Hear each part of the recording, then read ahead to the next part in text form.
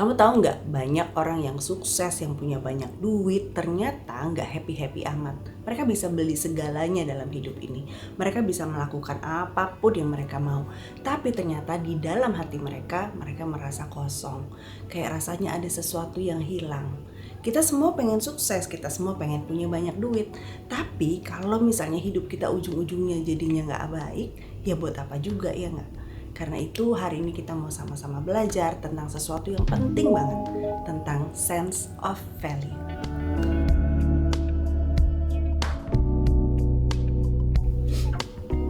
Apa itu sense of value? Jadi sense of value itu adalah kesadaran tentang apa yang benar-benar penting buat kita.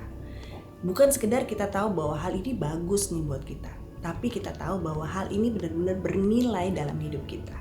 Misalnya nih, ada orang yang menganggap bahwa waktu bersama dengan keluarga itu adalah hal yang penting dalam hidupnya. Ya, ada juga orang yang menganggap bahwa mencapai karir yang paling tinggi, mencurahkan semua waktunya untuk bekerja, itu adalah hal yang baik buat dia, hal yang penting buat dia. Dua-duanya nggak salah. Ya, tapi karena kita ini sebetulnya diciptakan Tuhan dengan keunikan masing-masing. Kita yang paling tahu nilai diri kita yang sebenarnya. Jadi sense of value ini gak bersifat universal, tapi sifatnya personal. Dengan mengerti sense of value kita masing-masing, kita jadi tahu apa yang berharga, apa yang penting, apa yang harus kita prioritaskan, dan apa yang tidak penting, tidak harus kita prioritaskan. Kalau kita ngerti hal ini, setiap keputusan yang kita buat dalam hidup kita jadi lebih jelas.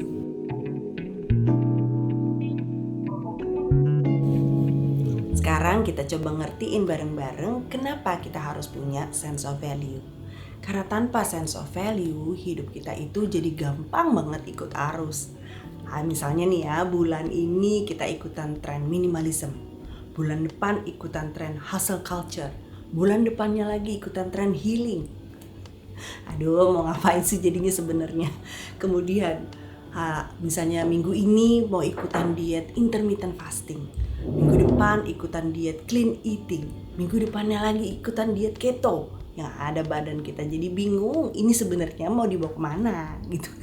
Karena kita tuh gak jelas gitu tujuannya. Ikut tren ini, ikut tren itu, kita jadi kehilangan arah. Karena hidup kita ditentukan dengan apa yang orang lain anggap penting.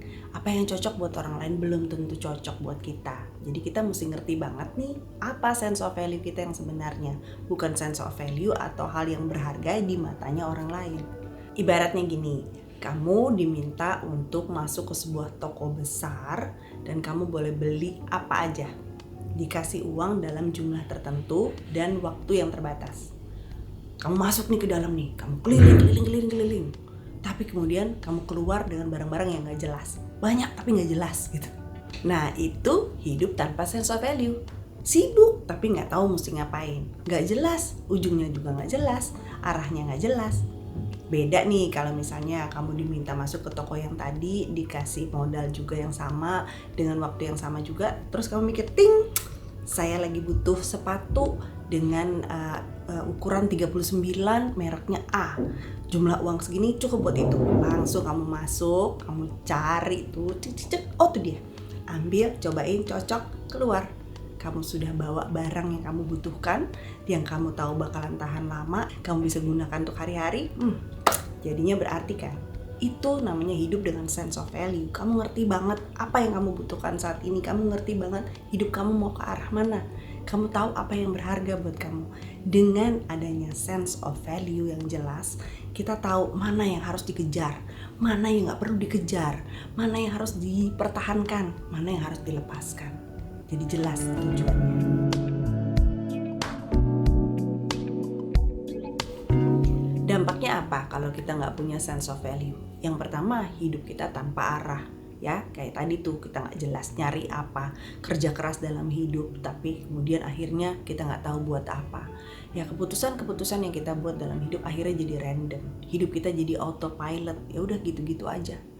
Viktor Frankl, seorang psikolog, dia bilang ini adalah satu kondisi yang disebut dengan existential vacuum atau kekosongan batin yang dialami sama manusia-manusia modern. Kayak kita-kita gini, manusia modern. Kemudian yang kedua, kita jadi mudah terpengaruh.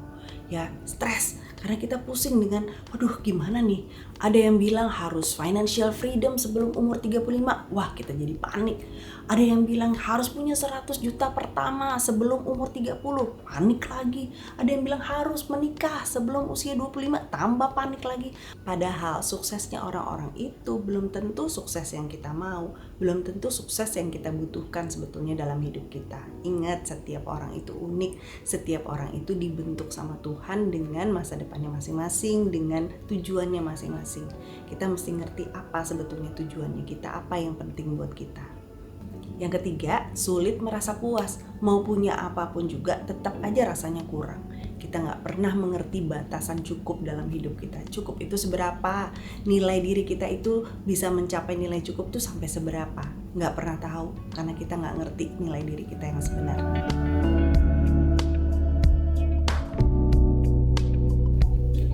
Nah, sekarang gimana caranya membangun sense of value? Yang pertama, kita perlu lakukan refleksi. Coba kita ingat-ingat, kita perhatikan hidup kita.